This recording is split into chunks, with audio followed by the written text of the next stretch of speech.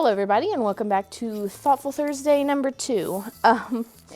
Don't mind me, I'm a little red because Rio decided he wasn't going to come down the big hill, and also I worked out before I came here, so I just got a double workout today. I am way over my calories. Anyway, so today's thought is on what it's like sharing a barn. And the one thing, there's a couple things that I just really get on my nerves about being at a barn that's kind of like a do-it-yourself barn. So since we talked about what it's like, what it's been like for me to come to a new barn and all that, I just thought I came in here and had one of my pet peeves be realized again, and it's fresh on my mind, so let's talk about it. So at a do-it-yourself barn, basically, you feed your horse, you put them in a stall, you clean up the stalls. There's a barn thing that talks about clean up after yourself, all that. So ever since I was little, my mom and dad have been very much about if you make a mess, you have to clean it up, whatever. I've never had really a problem with that. I mean, after I learned the lesson, obviously, being a little kid, you obviously have a problem with it. Right now, I'm just waiting on all the horses to eat. Somebody wants to get out. Hey!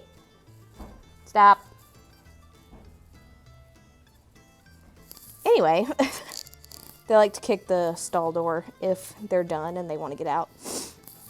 Anyway, so the thing that I have come to realize is that not everybody thinks like that. Not everybody was taught clean up after yourself. For some people, there's always been somebody behind them to clean up their messes. Unfortunately, one of the pet peeves of being at a do-it-yourself barn is, number one, you don't really know who's used the stalls before you. There are several different people, and they all use the stalls. Some people have 4 horses, some people have 1 horse, some people have 2 horses. Some people could have come out at different times during the day. I mean, it's just a big thing. So one of my biggest pet peeves lately has been I come into a barn and a bunch of the stalls are dirty. And the problem I have with it is, especially now that I'm helping out my trainer feed her horses too, I need a minimum of 4 stalls. So it's like I come in and over half of the 8 stalls are dirty. So at least 1 or 2 of the horses are going to be in a dirty stall. There are 2 stalls in the very back that always get rained in, and so they're really dirty all the time, not just from like poop and stuff, but just the rain gets to it and makes the flooring really mucky and nasty. And so we usually don't use the 2 back stalls. So they're really dirty. And the one thing that I've been struggling with is not to get too ticked off that I come in and there are dirty stalls. And me, being the kind of person who just really hates dirty stalls, and especially when I don't know when the owner's going to come down and check the stalls. And if I leave and I don't clean up somebody else's mess, he might think it's my mess. And I can't stand that. So sometimes I have to clean up the stalls after people who don't clean up the stalls. And so that's one thing that has been a big pet peeve. Another thing is that, to me, if you're going to have horses and you're going to take the time to be out here with the horses, then you understand that it's your responsibility to clean up after them.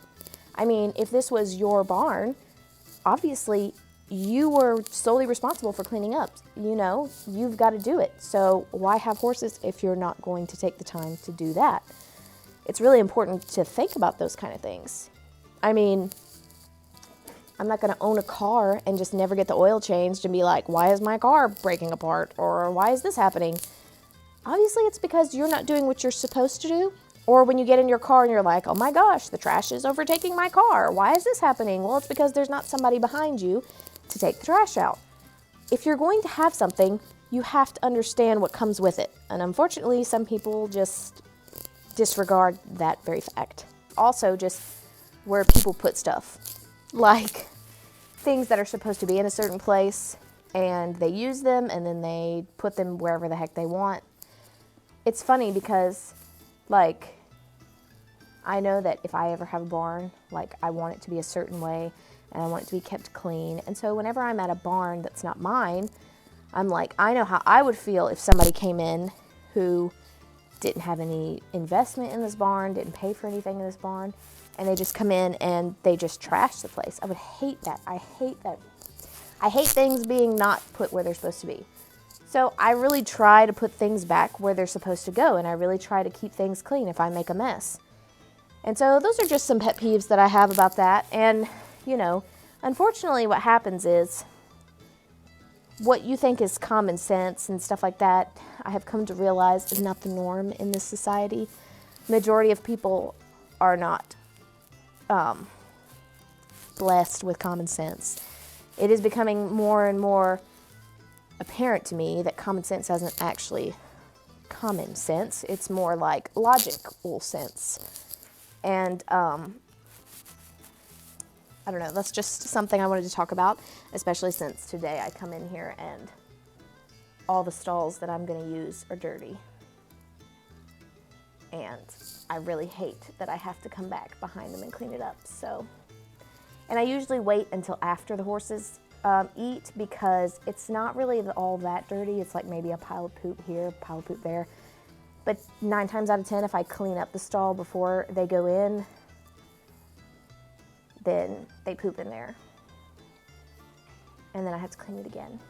Now, if the stall is like horrendously dirty and there's literally poop like all over and there's pee all over, then of course I'm going to clean it out before I put the horse in there.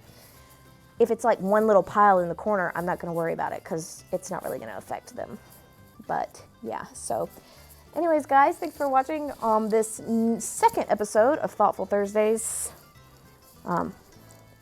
Thursday Thoughts, whatever. I think I have the names mixed up, but you get what I'm saying.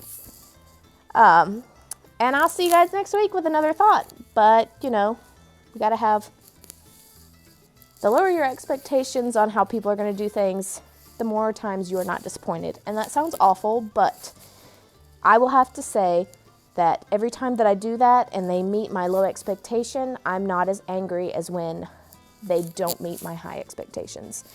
And it makes it easier for me to love people like Jesus loves people rather than... Now, don't get me wrong. I have to walk down this barn hall sometimes, and I have to fume a little bit just to get the heat off my chest, but I've come to accept. Anyways, guys, I'll catch you later. Bye.